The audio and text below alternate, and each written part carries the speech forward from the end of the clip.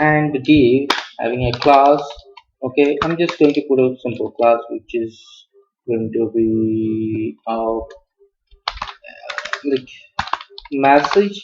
Now why message, I'm going to tell you later. Okay, and uh, let me put a message like p tag. I'm sorry, my mistake. Okay, p tag. So p tag here will be the message. Okay, fine. And let come out from the message div, and here we are going to create an like h3 h3. Okay, and this h3 having alignment which is same as the form alignment center, and the we are going to put a name, enter login credential. Okay, fine. Credentials. Okay, fine. Credentials done. So let's check the code. Let's check the browser here.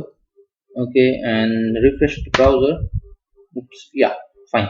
Okay, here will be the message. Okay, fine. Enter the login credential. That is okay. Okay, so let's create a form, and form. Okay, for that, what we're going to do, we're going to okay, we are going to create a now create a fields which will be input type. Mm, Input type. Let me check. Input type text. Fine. So input type text. Now name. Name will be the user underscore name. Okay. ID. You can put the same ID over here. No issue with that. Okay. ID. Done. Okay. And next. What you need? We need the same thing. We need a password. Okay, yeah, okay, fine. We need a password. Like we need a password. Okay. Simply we are going to write password. Sorry. We need to write input colon password. Okay, the password. The name will be password. Okay, and you can put the ID as same password. Okay, password, like done. And uh, one thing you need, that is submit button over here. So input colon submit. Okay, submit, and the value will be login. Okay, and it is having a name. Sorry, name, and name will be submit. Okay, fine. Done. And done. Okay, one thing we need to do, let me check the code, sorry, let me check the browser and refresh the browser, and here we get to see. Okay, I'm sorry, what is this? Okay, fine.